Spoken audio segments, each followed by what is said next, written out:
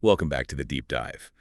Today we're cracking open something really interesting, a bit different. Yeah, it's a teacher's resource packet for a stage adaptation of a classic fairy tale. Exactly. Hans Christian Andersen's The Nightingale. And our mission, as always, is to dig deep, go beyond just the surface story. Find those hidden gems, the surprising connections. Right. We want to unearth the fascinating details, the stuff woven into its creation, its presentation on stage. There's so much here. And it's a great example of how a story we think we know can be totally reinterpreted. We'll see how its origins, its cultural context just add these incredible layers. Yeah, it's this mix of literature, history, theater. All packed into this one source. It's going to be fun. Okay, so let's start with the hook, the core story itself. The Nightingale. You've got an emperor in China, Right. a real bird with this amazing song. Then this fancy mechanical bird shows up. The emperor gets sick, and the real bird comes back to save him. It's a powerful narrative. The emperor learns about, well, true friendship, I guess you could say. He finds the real nightingale, loves its song. But then gets distracted by the shiny new toy, the mechanical one. Yeah, totally impressed by it. And the real bird just leaves.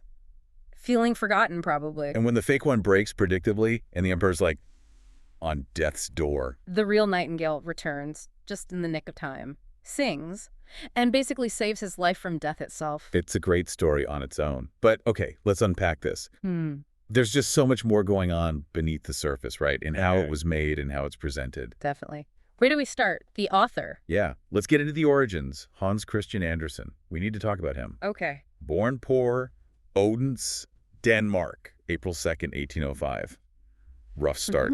His dad died when he was only 11. Wow, yeah. He ended up working in factories, but even then he was like telling stories, making up songs for the other workers. That storytelling impulse was there early. Totally. And then at 14, he just takes off for Copenhagen.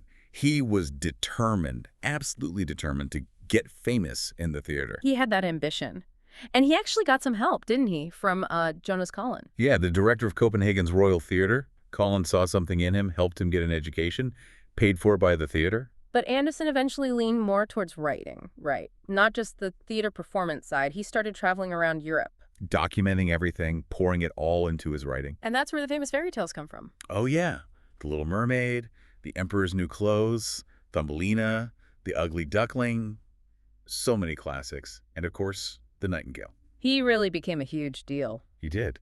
There was this big moment, December 6, 1867, where Odense, his hometown, made him an honorary citizen. Huge celebration. Must have felt incredible for him. Yeah, coming from where he started. And the Yeah. Nightingale, Nattergallen in Danish, that was published back in 1844. And apparently he wrote it super fast, like in 2 days. That's the story, yeah.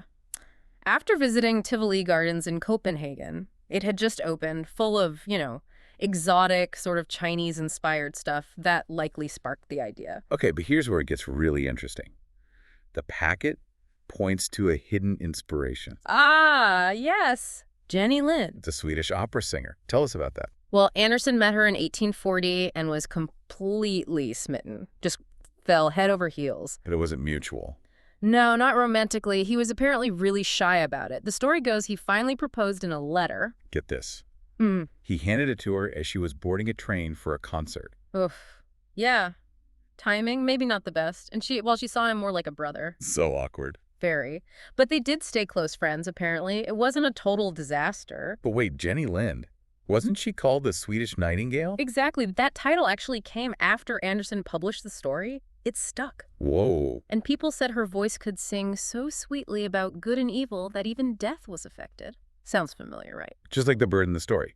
So the common thinking is that the emperor's love for the bird, that deep connection, is basically Andersen pouring his own feelings for Jenny Lind onto the page. wow. So a timeless fairy tale, basically born from unrequited love. It's pretty fascinating, isn't it? How something so personal, so specific to him becomes this universal story. It shows how authors can channel their own lives, their own emotions into their work, even if it's hidden in a fairy tale. Okay, so that's a personal angle. But what about the setting? China. You mentioned he never actually went there. Right, never got further east than Istanbul. So his China was built from, secondhand sources, popular decorative styles in Europe, things he read. Chinoiserie, that kind of thing. Exactly. But the packet, the source material we're looking at, it actually gives us a lot of real detail about Chinese history and culture to provide context for the play. Okay, let's unpack that. What insights does it offer? Well, it paints China as this ancient place steeped in ceremony, tradition. Think Great Wall, the Forbidden City, the Emperor's Home, the Terracotta Warriors. Right, iconic stuff. And it touches on the history, stretching back thousands of years, Xia Dynasty around 2000 BC, all the way up to the People's Republic in 1949, and how it sort of reopened to tourists around 1972. Which probably added to that feeling of it being this mysterious, faraway land of wonder for people in the West. Definitely. And the packet includes some fun did-you-know facts. Oh yeah, those were great. Like Chinese checkers, invented in Germany.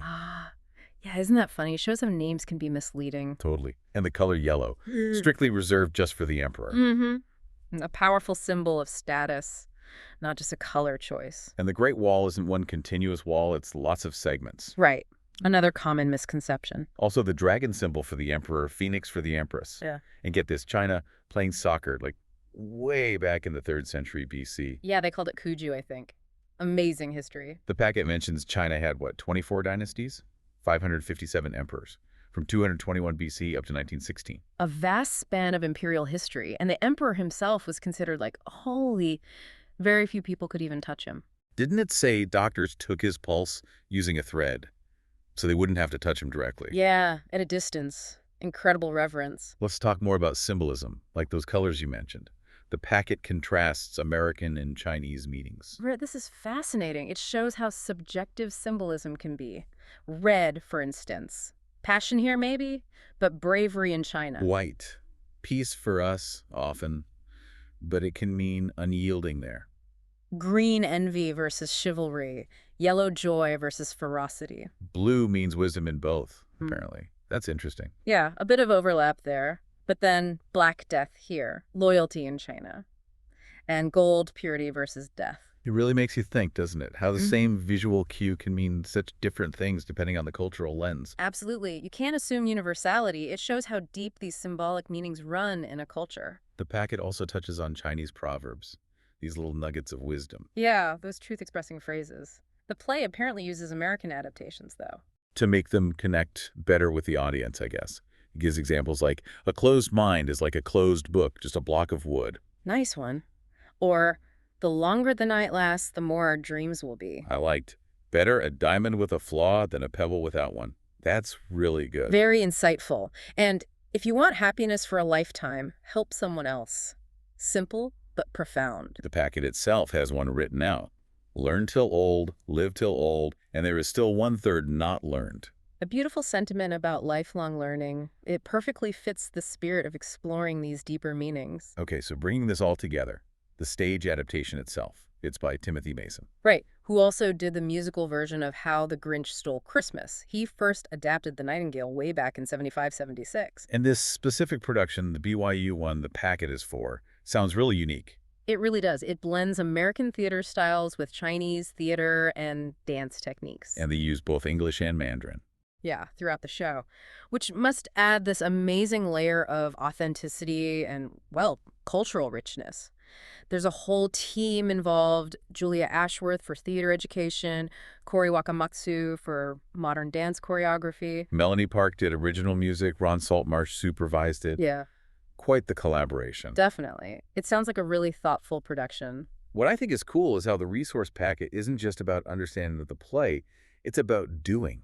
Engaging with the story through movement, through art. Absolutely. It talks about storytelling through movement, using your body, tempo, physical choices to tell the story without words. Like mimicking the life cycle of a bird, maybe. Exactly. It gets you thinking about narrative in a totally different physical way, beyond just listening or reading.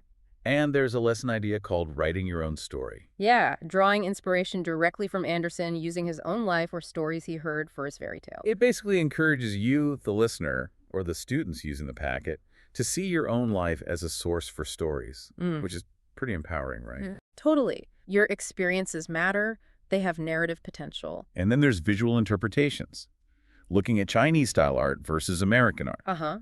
Understanding how pictures tell stories differently across cultures, it even connects to the Tangram puzzle game. Oh, the Chinese puzzle with the shapes. Right, making pictures from shapes. It helps with critical thinking, strategy, but it also ties back to visual storytelling. It really makes you ask, like, how many different ways can you tell a single story? Exactly. And what does each medium, the written word, the stage, dance, visual art, even a puzzle add? What unique layer does it bring? Wow, what a journey we've taken.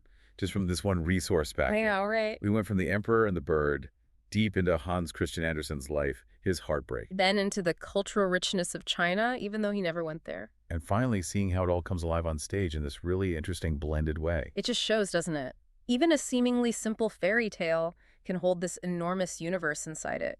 History, personal stories, cultural layers. Waiting to be explored. And knowing that background, the why it matters, it just deepens your whole experience of the story. It's not just a plot anymore. So what does this all mean for you listening?